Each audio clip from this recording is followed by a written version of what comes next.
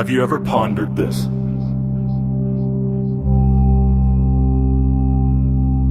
We can connect across oceans from our own beds, yet we are facing a literal loneliness epidemic. The more our awareness grows, the darker and more isolating the world seems to become. Some even wander the night's shadows, waiting for whispers of the long gone just to find a tangible shred of memory in the universe. My name is Dakota, friends, and I'm not here to prove the supernatural is real or to tell you how to live. I am here to offer a wake-up call. I've witnessed fascinating things, but instead of grasping at threads, asking if ghosts or UFOs are out there, maybe the question we should be asking is, are we truly unknown?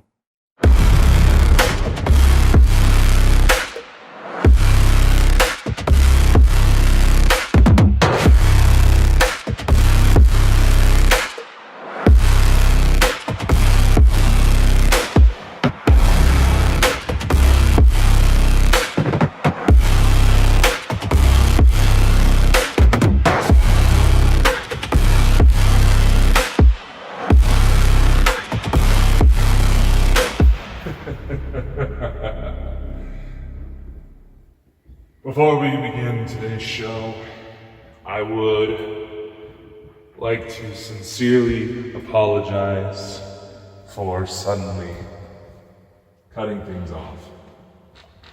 Why did I do that? Well, I was taking a quick drink break. Then I realized that I had been going for almost an hour and a half. And to make things worse, I didn't exactly upload a closing song now, did I?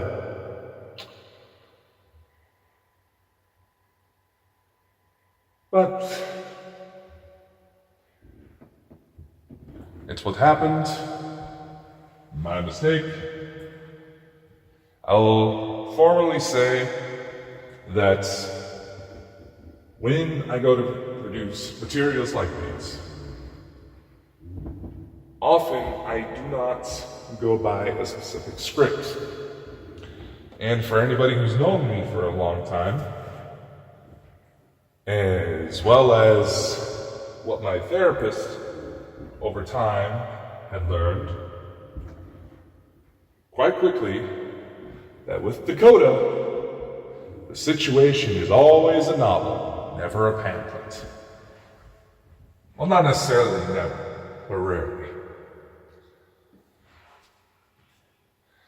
But I guess in the long run, that actually emphasizes the point, some of the points I was trying to make. How much do we really know about each other? Those of you who have siblings, how much do you really know? Can you genuinely say you're close to them?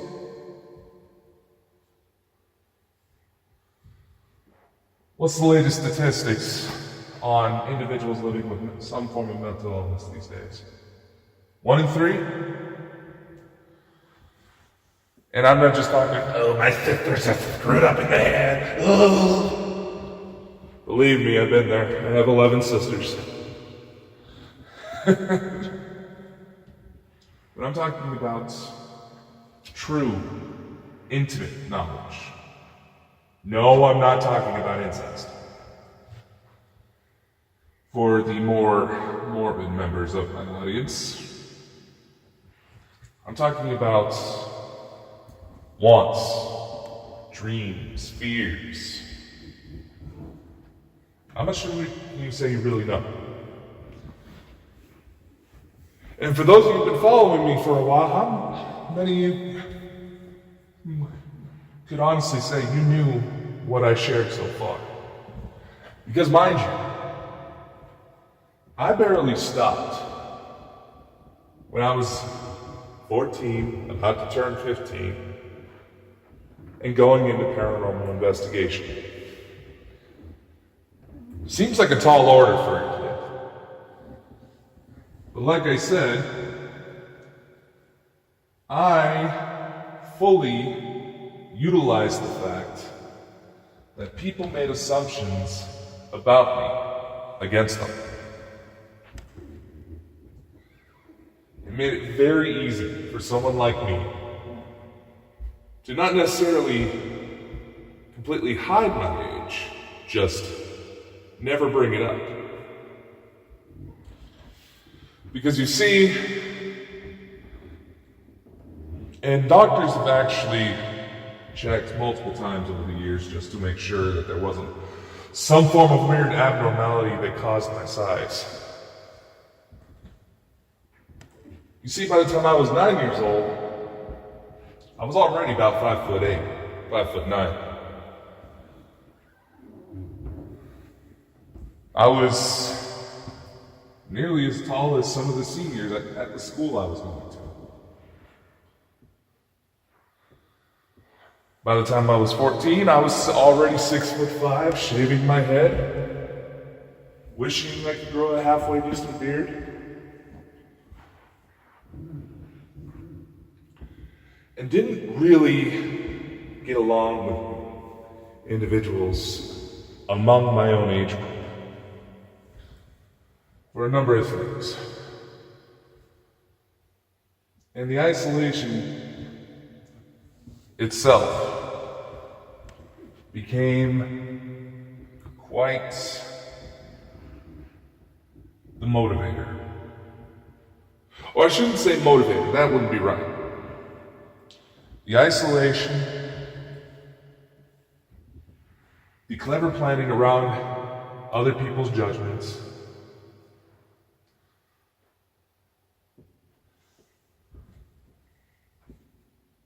and simple misdirection, simple omission was more than enough for a 14-year-old boy to be welcomed into people's houses in the middle of the night, to gain social media attention for reasons that are probably a little bit darker than even I'm aware of, given everything that's going on right now. This allowed me to gain the trust of several vulnerable women. Some my age, some much older. They had no clue that they were older, and no, nothing happened. Not to say the thought didn't cross my mind. What can you expect? I was a 15-year-old boy.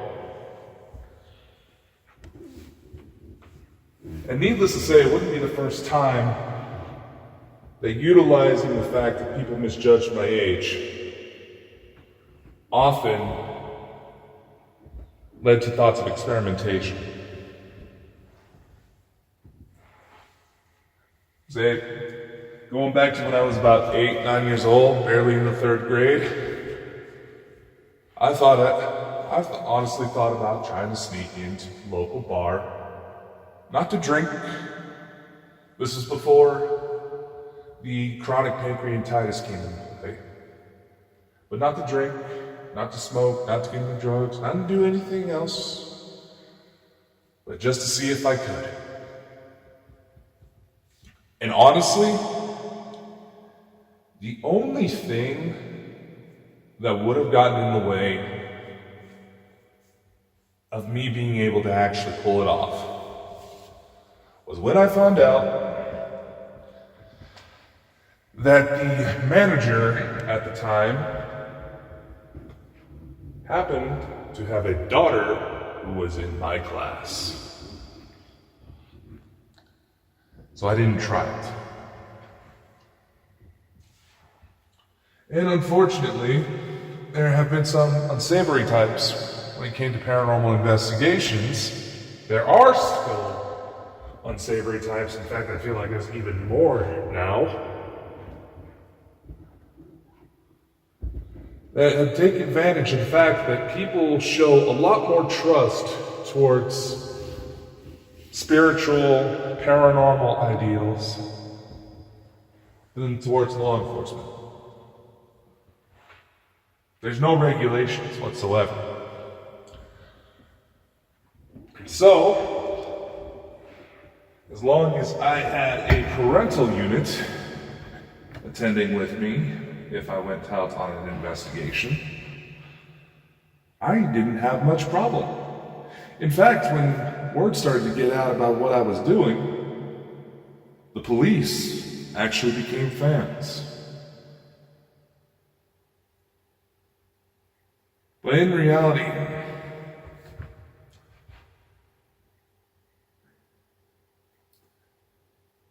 a realization that came to me in recent months was that it was all for show.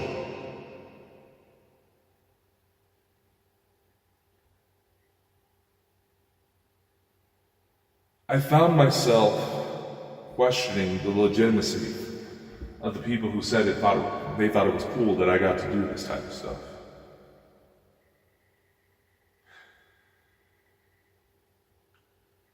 I found it suspicious that the second that I was getting requests to appear on podcasts, be featured in books about local hauntings, even making an appearance on the local radio station,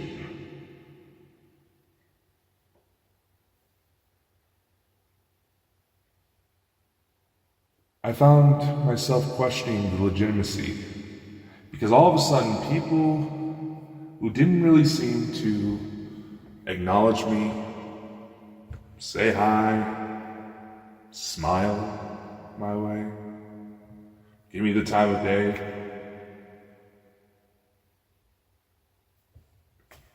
none of them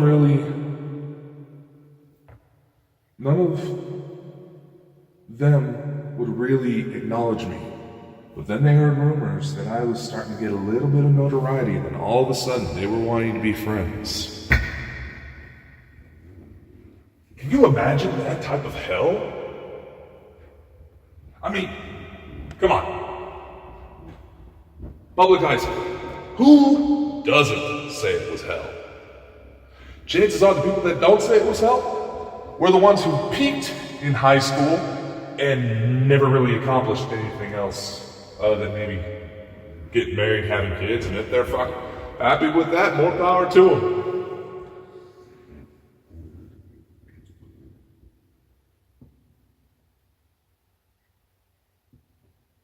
And it even brought up moments of arguments.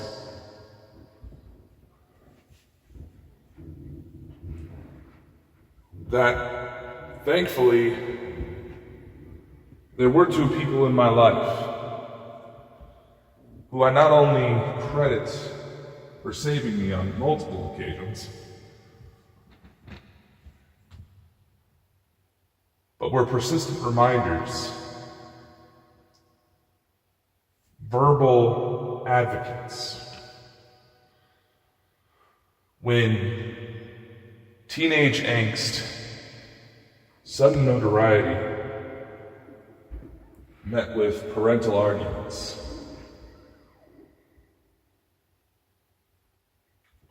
And there was plenty of times where I honestly felt my own mother was jealous of the attention I was getting. And sure, I was a bit of an asshole at the time. I'll admit it.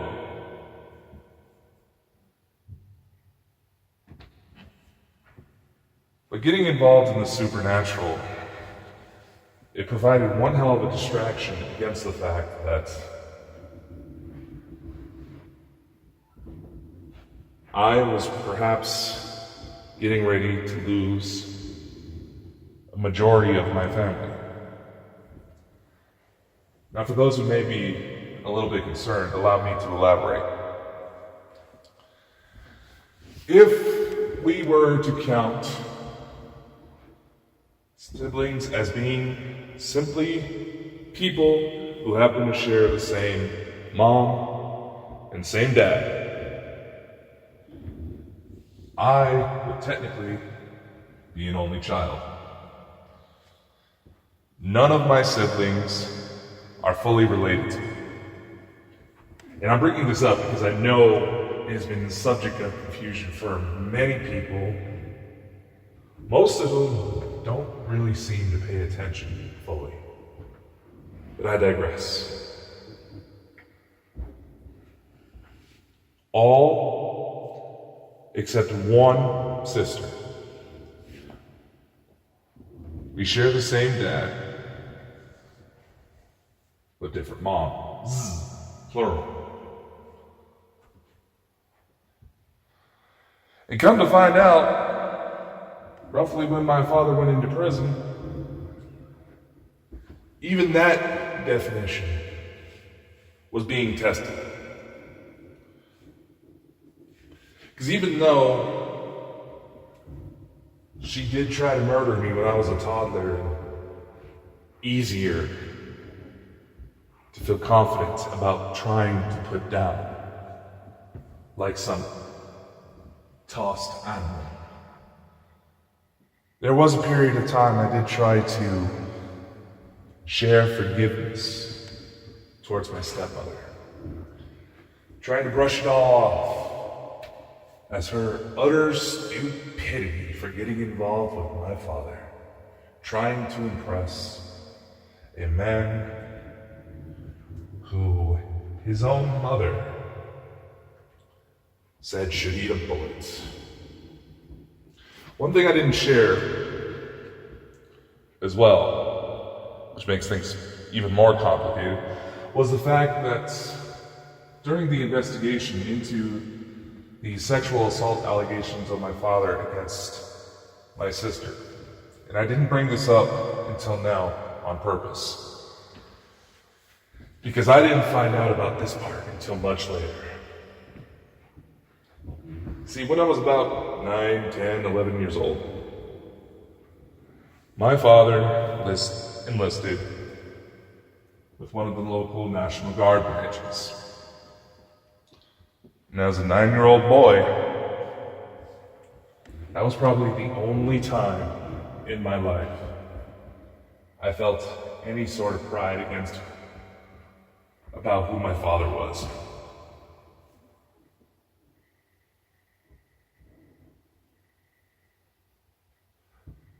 I would find out years later that his own biological mother told him that he should eat a bullet as a favor to his kids. Turns out, crazy Granny was onto something. Because even though it was speculated to be taking place before he was deployed over to Iraq, evidence showed, at least what the police were able to definitively prove, that the abuse started around when my father got back. And I'm not saying this was a situation where war changed the man. He wasn't a good man to begin with. But there is a small little detail I found out through the grapevine that really raises some interesting questions. And again, this goes into the question I would keep posing. How much do we truly know? Because apparently, at least 11, to my knowledge, 11 other members of my father's unit have all been tried and prosecuted for similar crimes. 11. And you want to know what was the smoking gun that pointed out how long and how deep my father's abuse of one of my younger sisters was?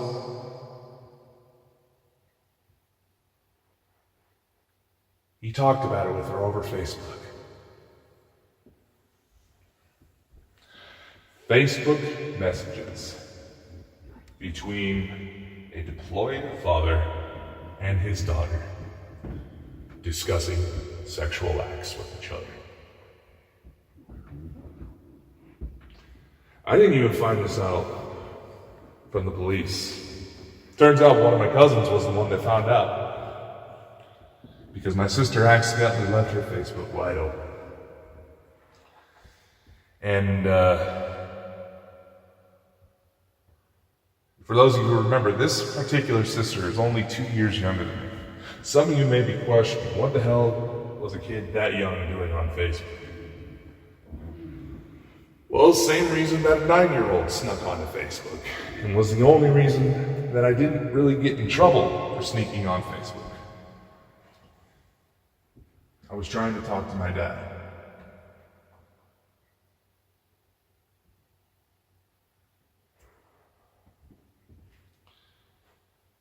I mean, I used to wake up 2, 3 o'clock in the morning to try to talk to him. Because I knew around that period he was usually free to talk. And sure, my mother, she didn't exactly like the fact that her son was up that early, but again, this was a child talking to his father overseas, serving in the military.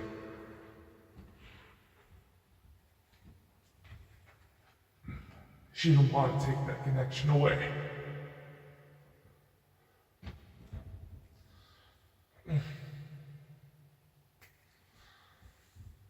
She didn't want to take that away. Because ultimately she'd be a bitch. Pardon my language, but I didn't know the severity of it, his crimes. Fast back forward to when I was about 14, 15, several long-lost family members of mine, aunts, uncles, cousins, great-grannies, they started to reach out. And realizing just how little I knew of my father, I started asking some questions. Because for a brief period, it felt nice. For a brief period, being able to find those connections made it feel like maybe half of my blood wasn't fucking poison. And they even supported me going out, doing investigations. They tried their best to catch every show I did. I was getting invites to fly to New York, Los Angeles, to film for reality TV. And those offers didn't exactly say no because of my age. Now granted, a parental figure would have had to come along for legal reasons to protect their asses, understandably so.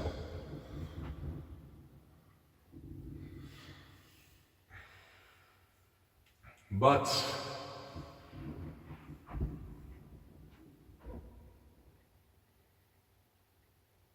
for a time it felt pure. For a time it actually felt like I started to have family. Then come December, almost a year after, my younger siblings were put into foster care because of the investigation against the sexual assault allegations on my father.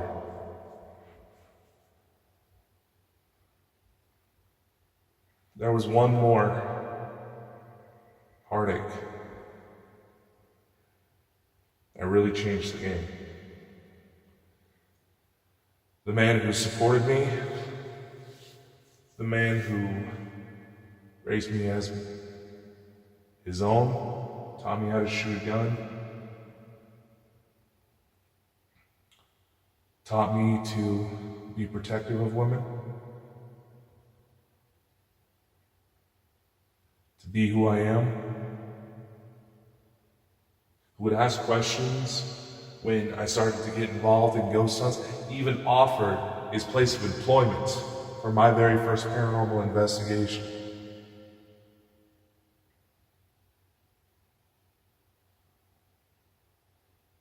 My grandfather, after 5 long years, lost his fight with colorectal cancer. It was just a week before Christmas. The man who was like my dad was gone. And you know what's really fucked up? Yet another supernatural coinky-dink, another supernatural coincidence came up. Roughly a week before it happened. And I'll tell you in exactly the way it unfolded for me. One night, I was at home, in bed, having a dream that I was in my grandparents' backyard. And I was keeping an eye on my grandmother's dogs. She had a few dachshunds and a Shih Tzu at the time. Now, dachshunds being dachshunds, 4 foot back with 2-inch legs. Her oldest dog, Bailey, had somehow gotten injured, and he was paralyzed at his rear end. And my grandmother was not the type to let the doctors put him down when he was found. She got him into physical therapy. She had my grandfather build him a puppy wheelchair. And that dog went nuts whenever those wheelchair came out, because he knew he was going to get to moving. Now, mind you, this is also the same dog my grandfather would actually go on motorcycle rides with. So you can see this goofy old man, with a little basket at the front of his motorcycle, and the 2-legged dachshund just loving every minute of it. See, that dachshund,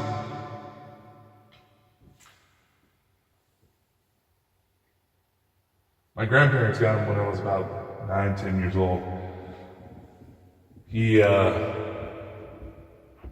I was really young and always going over to their house because my mom was always at work, and I just had that option. If I wanted to go hang out at grandma's house for a little bit till my mom got off work, cool. It was all in walking distance at the time. So we actually lived in a house in the same town as my grandparents. And it was just 10, 15-minute walk for me. My grandparents initially got him as a sort of companion for me when I was staying over. And shortly after the dog got injured was when my grandfather found out about his cancer diagnosis. So being that they both got injured about the same time, they became each other's service animal in a way.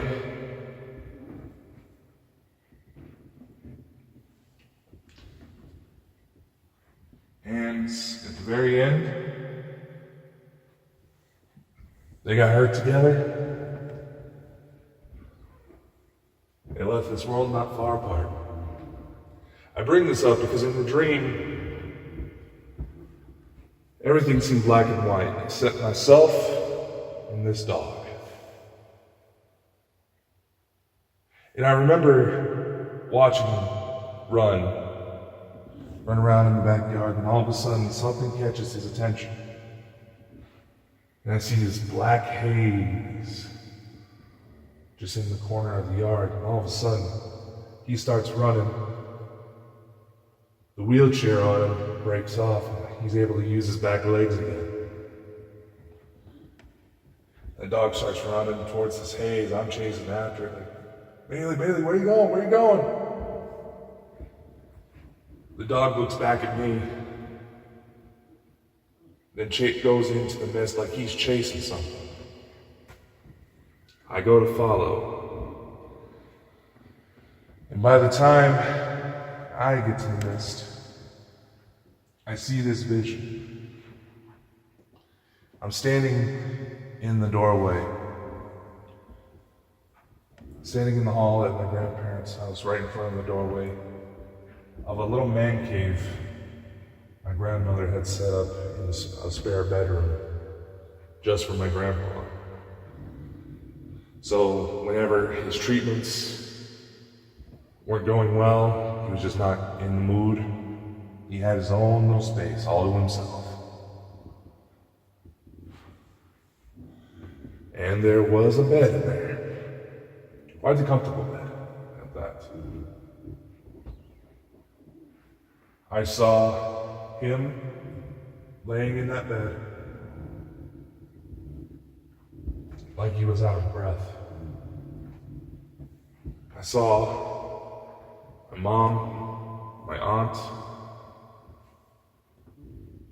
and one of my uncles there with my grandma. And they were all bawling their eyes out. And I could feel the emotion right there.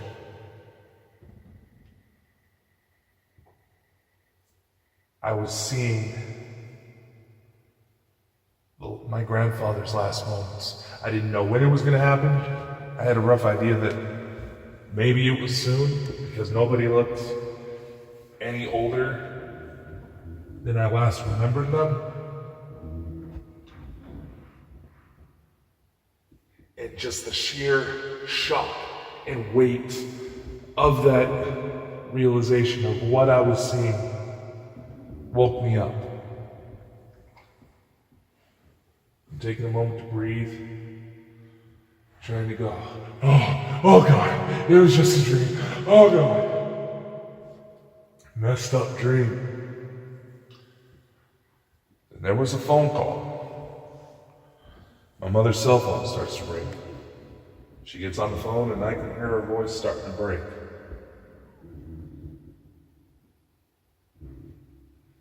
By the time she ends the phone call, she announces Bailey's dead. That night, apparently he had some sort of kidney stone, if I remember correctly, trying to pass through his system. That was about the size of a golf ball. And it tore him open. He was bleeding out.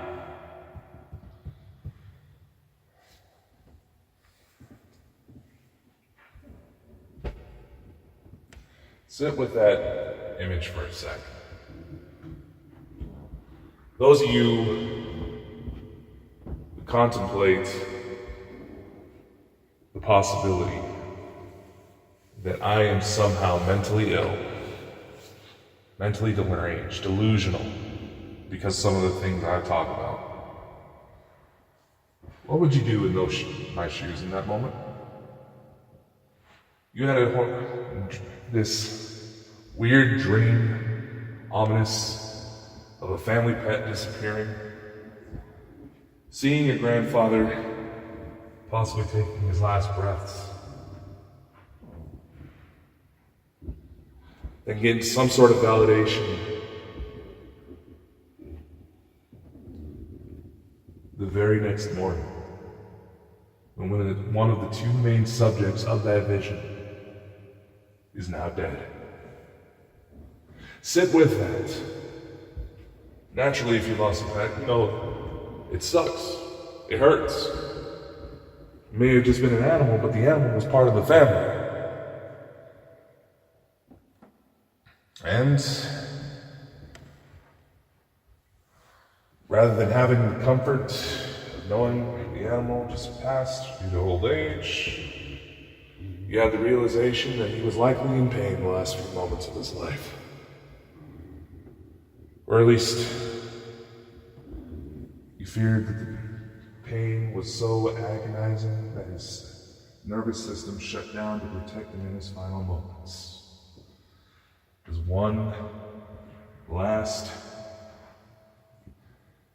act of biological mercy. Now fast forward 1 week. The heartache's still there. There's a winter storm. You're on Christmas break. No school. There's a winter storm. So you decide to carpool. Me, my mom, one of my aunts, like 3 cousins at the time. We all carpool in my aunt's van because she's the only one that had a vehicle big enough to carry all of us. And you're just sitting in the back seat. When the adults think all the kids are not listening, zoning out, paying attention, and goofing off, doing their own thing.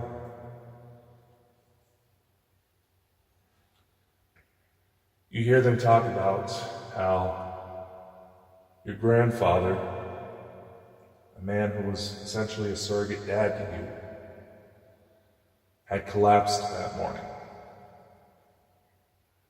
He was just going to the bathroom and all of a sudden his legs gave out.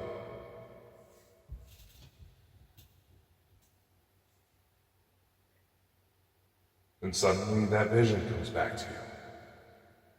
Because you know, within the last few months leading up to that, the cancer had spread to various parts of his body. And there was a tumor sitting right on his spine.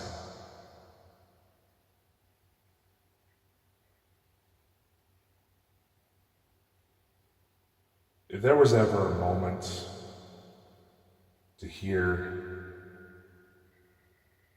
the off-tuned violins in horror movies leading up to a jump scare, building suspense, or even the bongo drums from Jumanji, in what was a 30-minute car ride, almost lengthened into an hour just to maneuver the snow,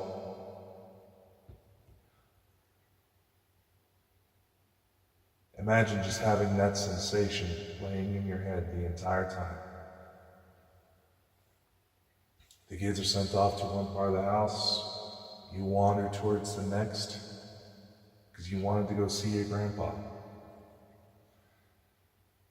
And all of a sudden, you see him laying there, acting as if he's out of breath, in pain, surrounded by his wife, my grandmother, my mother, my aunt, and my uncle, all tears in their eyes, because they all know what was happening.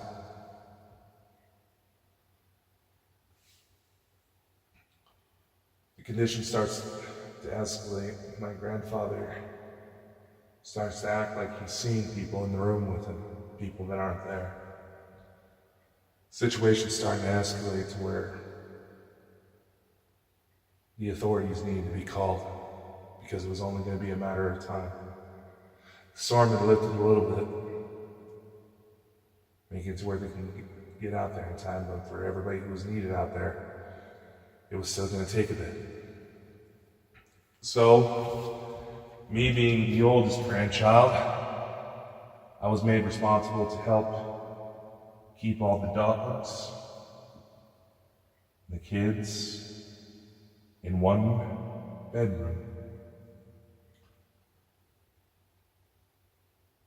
All of them too young to really understand fully what was going on.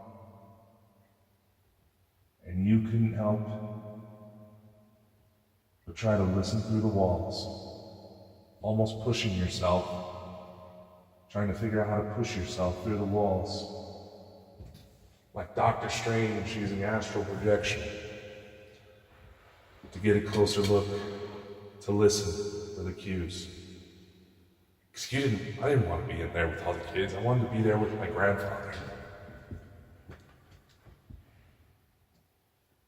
And suddenly, there's a familiar voice saying, "Daddy, I'm here."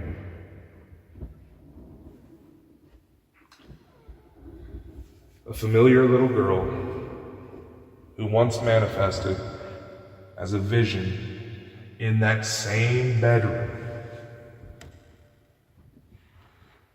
showed up.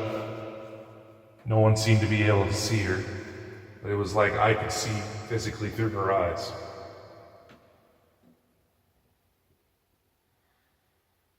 And through her eyes, I could see these mirages. Where my grandfather said, "Get the dog off of me," I could see the shape of what looked like a dachshund trying to sit on his stomach, as he normally would if he caught you laying down. As he's looking around saying he sees this person and that person in the room, I could see the mirages. And all of a sudden, through this little girl's eyes, I could see him pointing directly at her and saying, "You need to get that girl out of here." That little girl was Olivia. And both she and I were very much caught off that day. She didn't think that he could see her. But in that moment, my grandfather saw Olivia. And just the sheer shock of that moment broke the connection to where I could no longer see through her. She apologized, ran away. The next thing I know, just a few moments later, I hear my grandma screaming.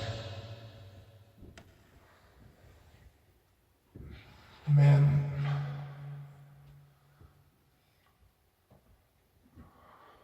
I could feel my mother, my aunt, my uncle all break down. I could physically feel it in my chest, and it was like something just was ripping me out, squeezing my lungs, pulling at my heart. My grandmother was screaming because the man she loved, the high school sweethearts, their graduation photos are still in the library of that very small town to this day, was gone. And my cousins, they saw something was wrong.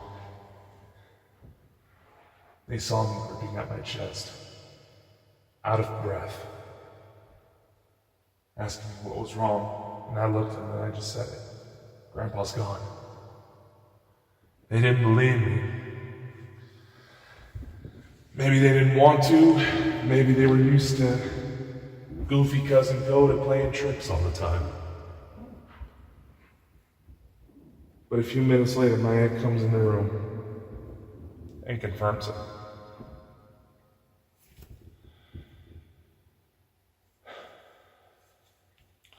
I tell this story because for those of you who directly assume that Olivia was some complex neurological hallucination of an oxygen-deprived brain, maybe to some extent that was a stimulus, but over time, 13 other people, most of whom did not even know of that story,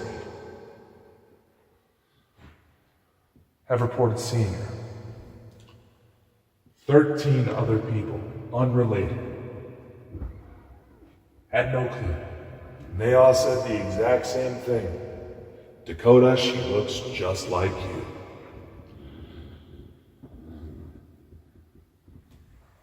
But again, 14, 15, 16.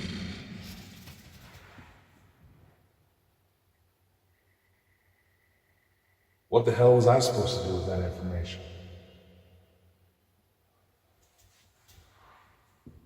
Part of me wanted to quit ghost hunting, but in reality, being that while I was at my grandfather's funeral, I was booking cases, I was booking book interviews, I was even ghost hunting at my own grandfather's funeral just to see if I could catch anything. Because I figured maybe he was willing to help, since he was willing to help me in life, maybe he was willing to do the same in death. And it was a family member, so the ethical boundaries of it were eased over about trying to ghost hunt relatively recent deaths.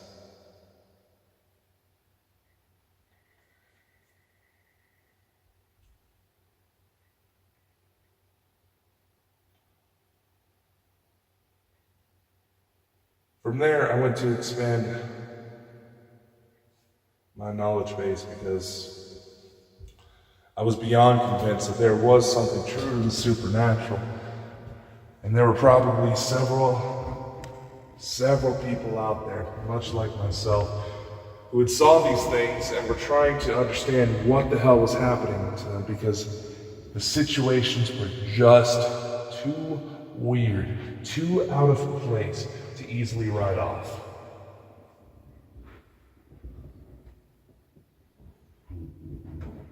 I didn't want to stop there. I knew that the equipment was expensive, and I didn't want to constantly just rely on family generosity for obvious reasons. I didn't want to just rely on occasional, birthday and Christmas present money or money I earned so my family could get a cheap babysitter or dog sitter or house sitter, whatever the case was at the time.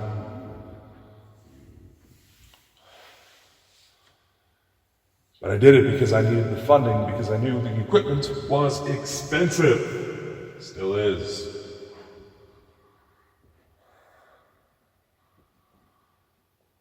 And with that came plenty of opportunities, more podcast interviews, more TV shows. It felt like I had genuinely found some sort of grasp in the world, something that made me different, that made people see me.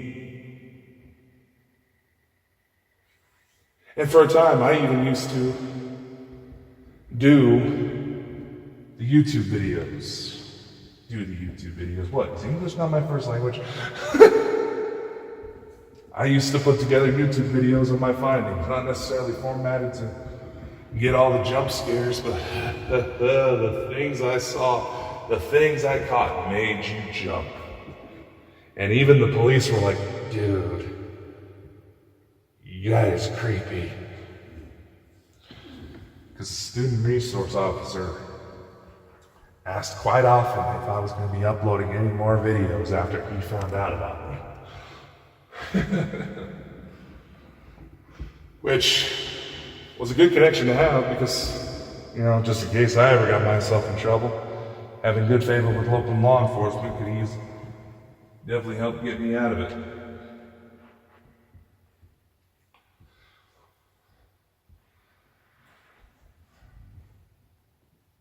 But over time, I found myself in this perpetual state of constantly feeling the need to reset because something just doesn't feel right. I always found something that just didn't feel right. It didn't feel true to who I was, true to who I wanted to be.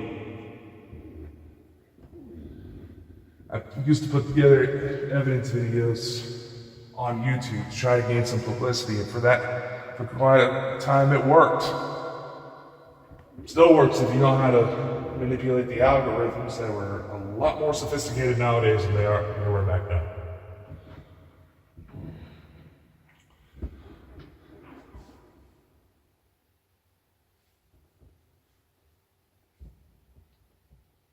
But what ultimately ended up was the first poltergeist investigation I took on when I was about 16 years old. A mother of two in a relatively new home, built within just 5 years prior to when this took place, was reporting all the typical signs of poltergeist. Things moving, getting thrown around, scratches, shadows, the whole shebang. But it just didn't sit right. Something was up. And it maybe took 5 minutes within walking in that house, being shown around, observing certain mannerisms with the mother, that I was able to figure out within 5 minutes what was truly going on in that house. I had a voice recorder on me to help capture the interview, so I wasn't having to pause to take handwritten notes. I could just focus on the case as it was in front of me. Give my full, undivided attention. As I went back to listen to the tape, there were subtle voices, a much older woman. And she sounded pissed off, like, he's hitting her. Get her away from him. I know you can hear me. Get her away from him.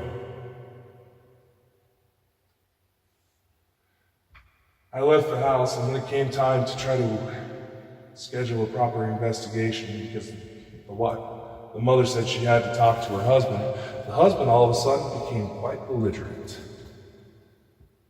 Not to sound judgmental, but that honestly gave away what was happening. That was the final nail in the coffin. The poltergeist activity, I didn't need to capture evidence of it. Quite frankly, it's best I didn't want to in the first place.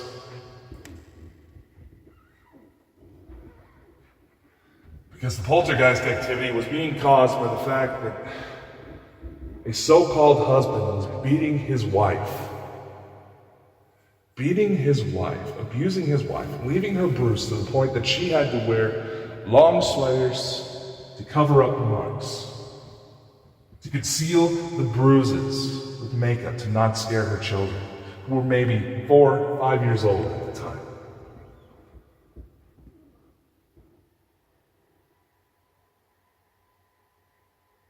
And there was a spirit in that house. It was the mother-in-law.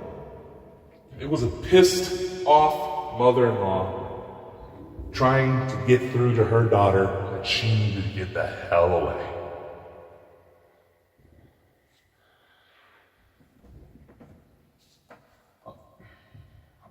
I am happy to report that that case did end up with a broken marriage under those terms.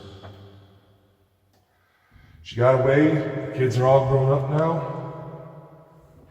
and the mother's happily moved on with someone else. That case changed the game for me.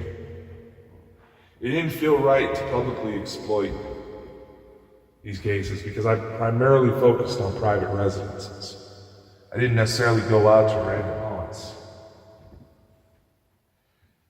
Trying to go into private residences to help people out more. That just sounded better to me. I wanted to help people understand what was happening. Be a force of good when it seemed like nothing else in the world was helping them. Why does that suddenly sound familiar? Because in time I came to realize much of what I was trying to pursue. The public attention was a way to artificially, what's the word I'm looking for? To artificially replace feelings of love, connection, friendship, love, even romance.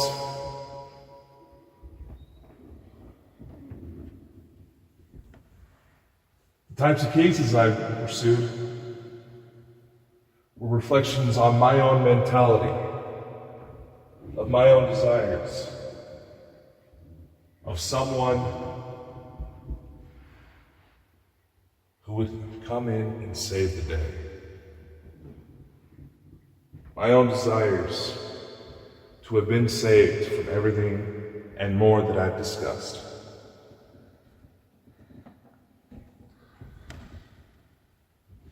To be a force for good that I needed in my youth. That's what I was truly after. Later in life, I took the investigative skills that I learned through dealing with my parents and through paranormal investigations and had a brief stint as a bounty hunter. I've managed to apprehend, or at least lead to the apprehension of at least 50 wanted fugitives within 2.5 year time span. I didn't make a whole hell of a lot of money because I was also working in the deli department at Walmart at the time, which sadly was what helped me find a lot of those marks. Because it seemed like any time I would get a lead on a new mark that needed to be hunted down, I go to home, I research them, I go to my day job at the Walmart deli, I look, going through my day, and all of a sudden there's the son of a bitch right there. That's literally all it took. And in that time, I was admitted into an online PTSD support group for people who went through situations of abuse, trauma, people just trying to look for others who understood.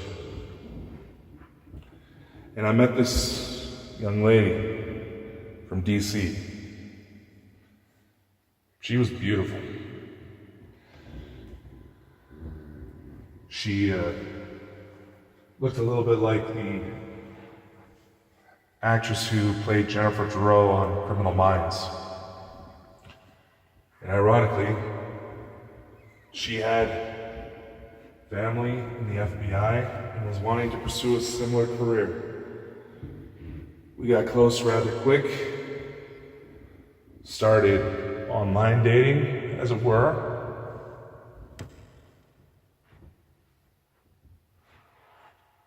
She told me that she wasn't necessarily turned away by the fact that I was affiliated with law enforcement because she was wanting to pursue a career in the FBI herself. Which naturally, being that she looked like a dark-haired JJ, that was quite attractive. Strong-willed woman, beautiful, and willing to kick some ass when she had to. That was awesome. But she was often nervous about our relationship, nervous about people finding out. She was wanting to keep things under wraps. Uh-oh, Dakota's getting catfished. Dakota got catfished. No, I wish that was the fucking case. Because you see,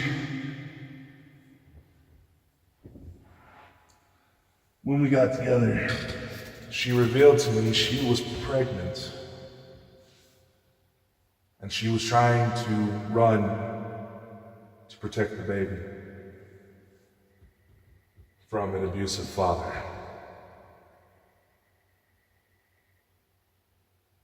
And she was wanting to know if we managed to get together, would I be okay? Potentially being a stepdad. The thought scared the hell out of me. But I said yes. And to even prove my point further, was able to find a cheap ring. She came out to see me for a little bit. She was still relatively early in the pregnancy to where they allowed her. And I proposed.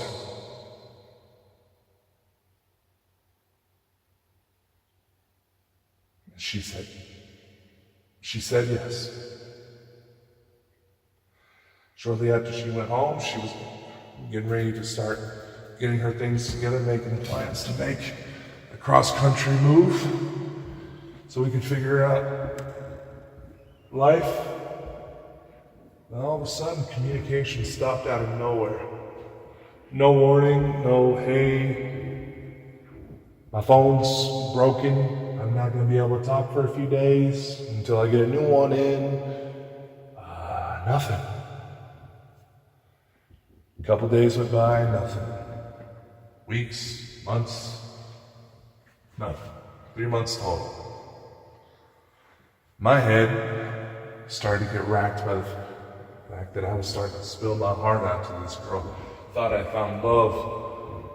Thought I found that connection. I wasn't exactly sure if she was somehow Olivia's mom, but I figured establishing that connection was more important.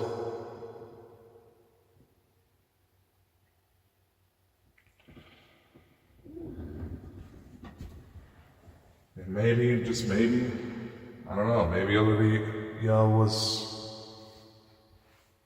actually the baby that was in her stomach. I didn't know. I didn't have anything to go on to try to gauge this because I didn't exactly find a whole lot of stories about parents seeing their children before birth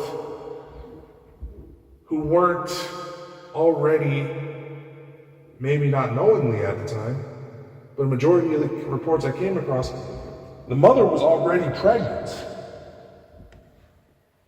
So in turn, when trying to evaluate the Olivia situation, if that was the case, and at 12 years old, I'm having visions of a daughter, and the only time you ever really hear about parents having visions of their children before their birth is when they were already pregnant in the first place.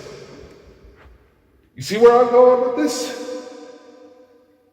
If I had a child somewhere, not that it wasn't biologically impossible, I did go through puberty early.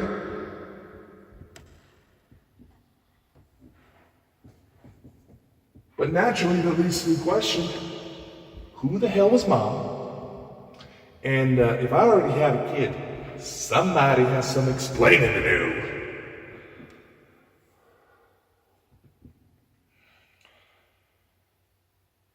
But inevitably, it felt like I wasn't going to get those answers. I didn't have anybody reach out to tell me what was going on. None of them knew about me. None of them knew how to find me until after she was murdered by her ex, and they couldn't save the baby.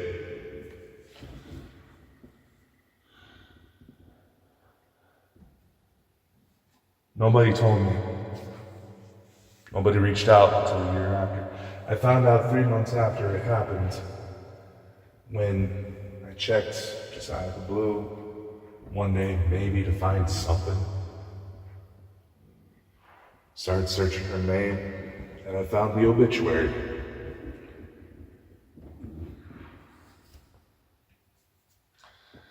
And I'm not gonna lie, I thought about ending it right there too. But I didn't because I had plans. I figured maybe I go, get my mind off of things for a fantasy trip we thought about taking together one day. And that opportunity came to me when I made a trip to Paris and Rome later that year, about Easter time. It was shortly after the Belgian subway bombing. The Eiffel Tower was still lit with the Belgian flag colors when I arrived that night.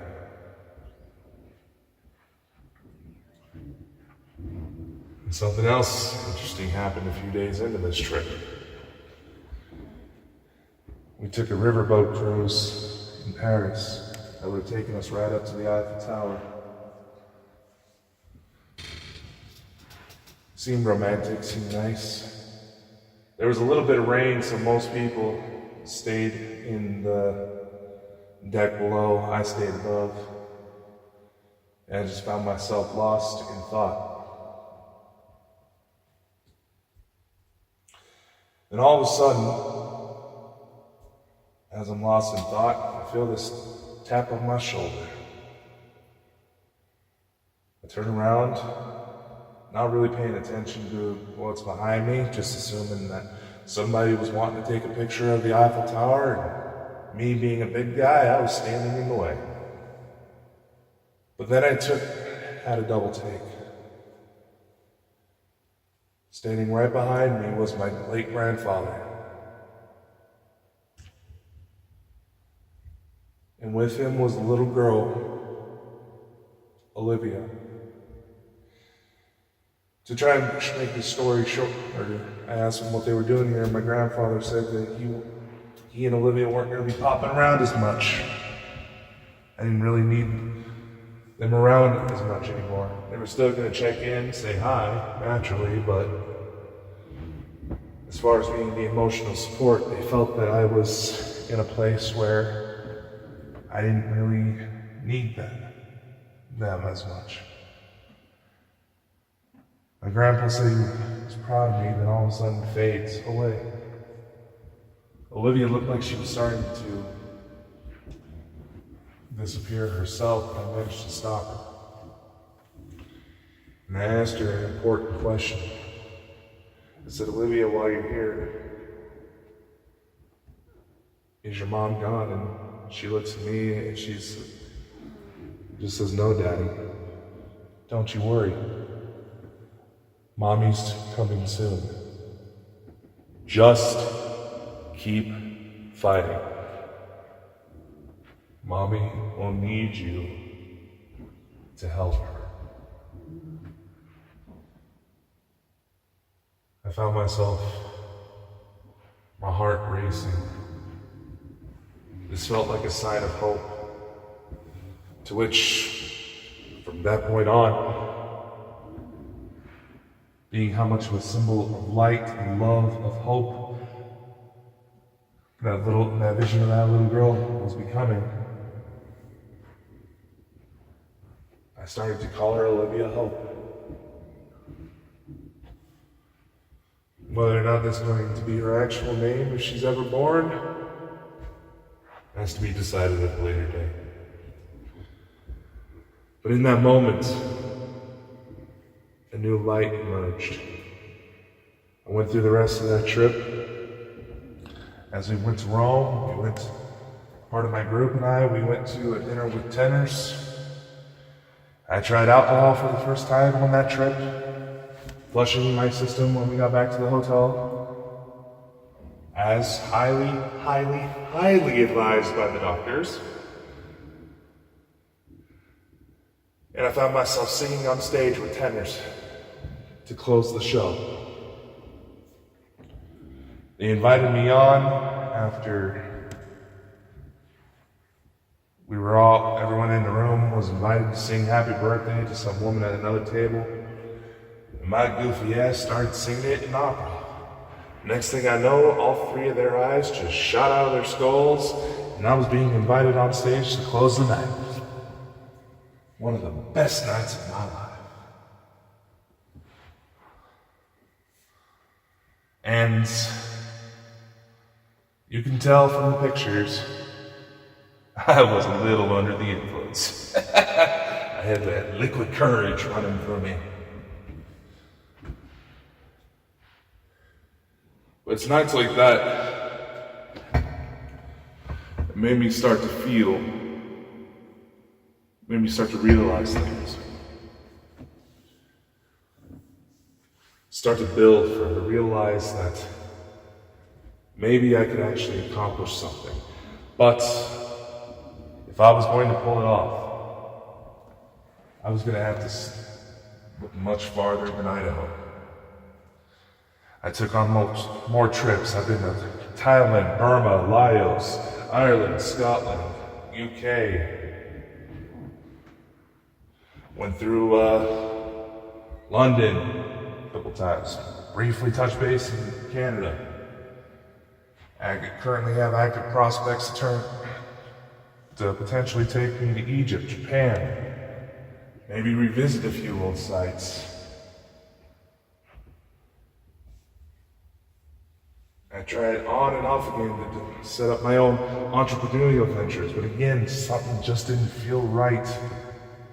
I just couldn't figure it out. Got involved in more investigations, started up more of my own investigations groups, tore apart those very same groups when I discovered that things were being used, things that I built were being used as a front for criminal behavior, and I was not going to have that. And trust me, for those of you who want to read more into this, because I think I've beaten my point enough into you with now what? 2 hours and almost 40 minutes of backstory, and I haven't even gotten through everything, maybe barely touched on turning 20. I'm 30. But do you understand what I'm trying to say? Do you really get what it is I'm trying to say in these first 2 episodes of this show? Because trust me, there's going to be plenty more. We're going to focus on different aspects. I may go into more detail about specific stories. If you want to hear more, put it in the comments of whatever platform you're listening to this through. I'll be more than happy to share. But in the end,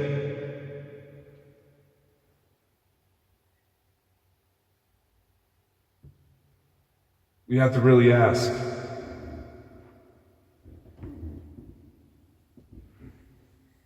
with all that is going on in the world, yet how little we seem to really know about ourselves, about our neighbors, about our friends, our family.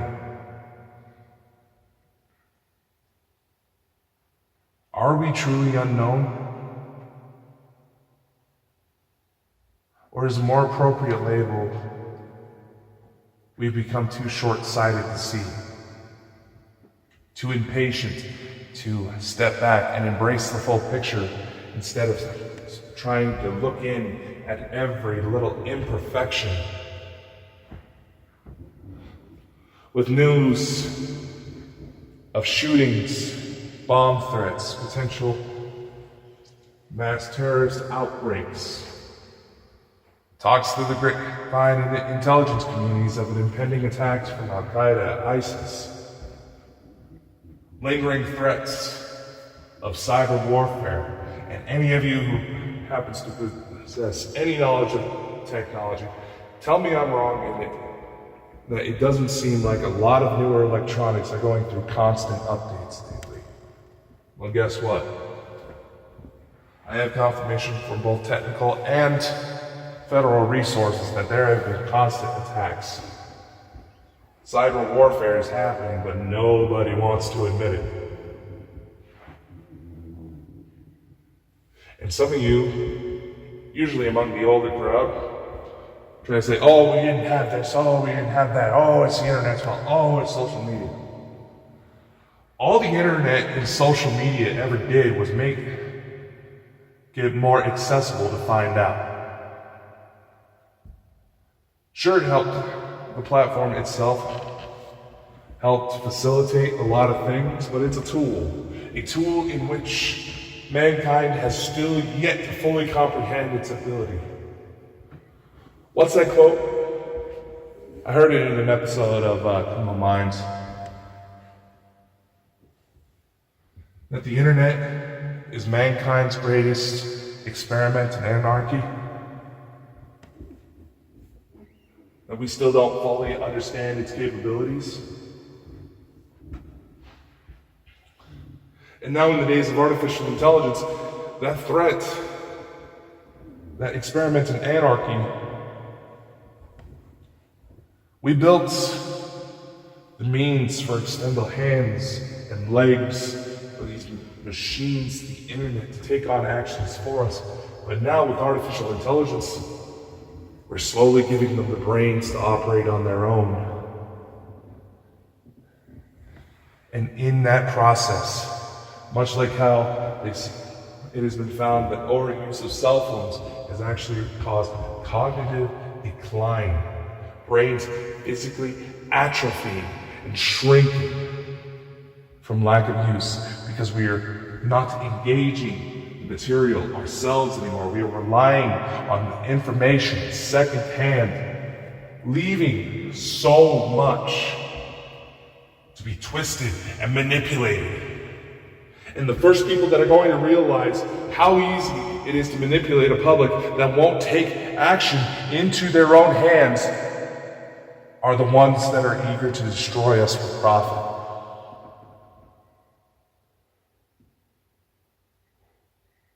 And the genius of it all is that by the time you realize it, the systems are already too ingrained in society to where the one thing they're going to want to do in order to gain more power, the only thing that seemingly makes any logical sense to fix the system is to completely tear everything down and build anew. But in reality, the aspects we claim to not know about each other, about our friends, our family, about artificial intelligence, all of it,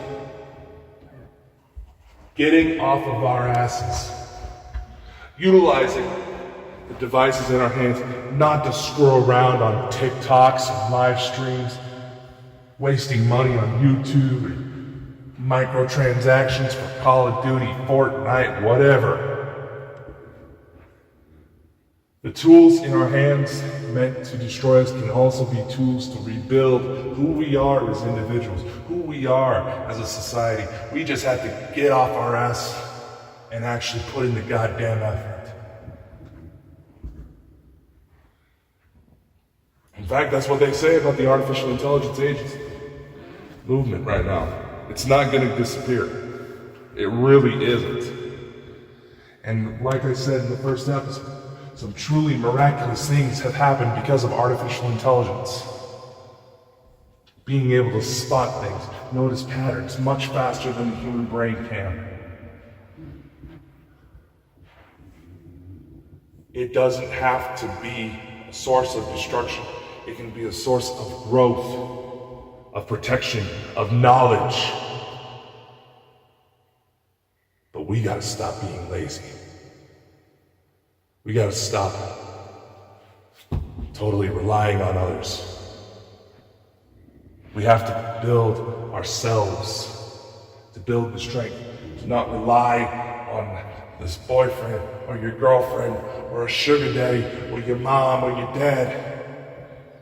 We have to first build ourselves so that when we are fortunate enough to find individuals to work with, to collaborate, maybe even procreate, we are bettering ourselves.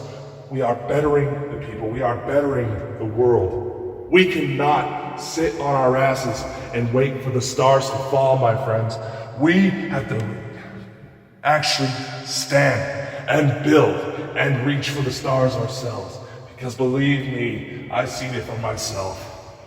There's things out there more than happy to meet us in the middle, but they're not going to let us be lazy. So I will ask this again to close this show. And maybe, just maybe, over time you'll find some other voices coming up on here to give their take, to share their story, to share their insights, to answer this question as well. Are we truly unknown?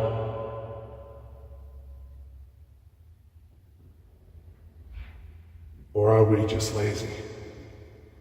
Are we just choosing to sleep because it's more comfortable? Don't get me wrong. I have days where not leaving my bed is an option. Entrusting my life to the visions my mind either intercepts through supernatural means or creates on its own accord. So I'm not gonna lie, some of my best written materials that I actually wrote myself came from inspiration through dreams.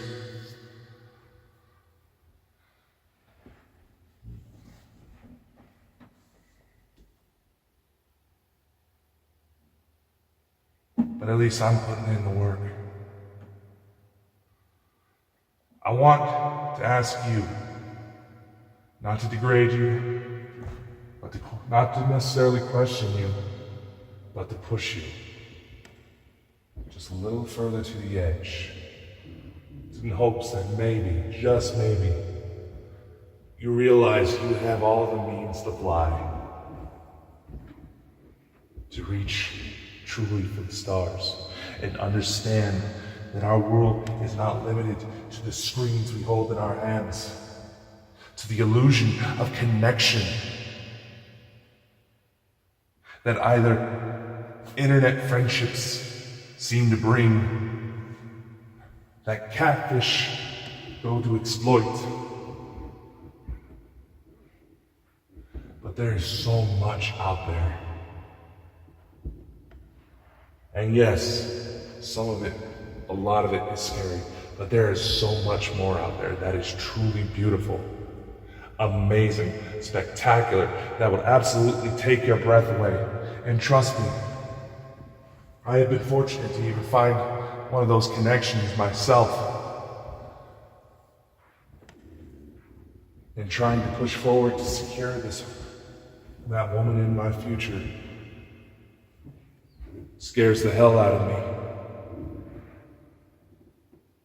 But if I'm willing to take these steps to share with you my darkest hours, to share with you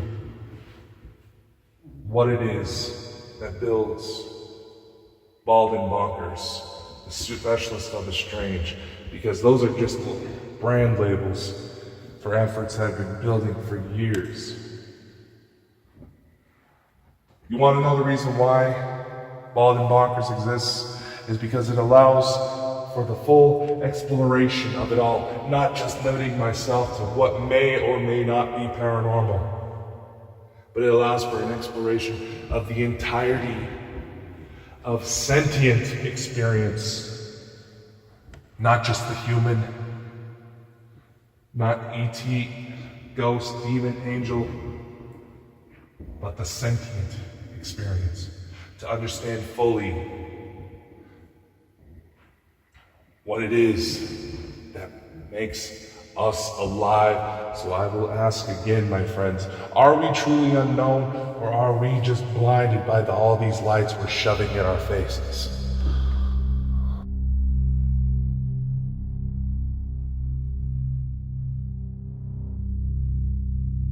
We broadcast our thoughts into the ether, hoping someone, somewhere, is listening. But the true cure for this epidemic of isolation isn't just speaking into the void, it's sharing the signal. If this frequency resonated within you, don't let it extinguish in the dark. Follow our journey. Share this message with a world that has forgotten how to listen. I am Dakota Franzen. And if you're ready to dig deeper into the echoes we leave behind, visit baldandbonkers.net That is bald and bonkers.net. Of this before we vanish back into the static. We must leave our mark. Until next time, keep asking. Are we truly unknown?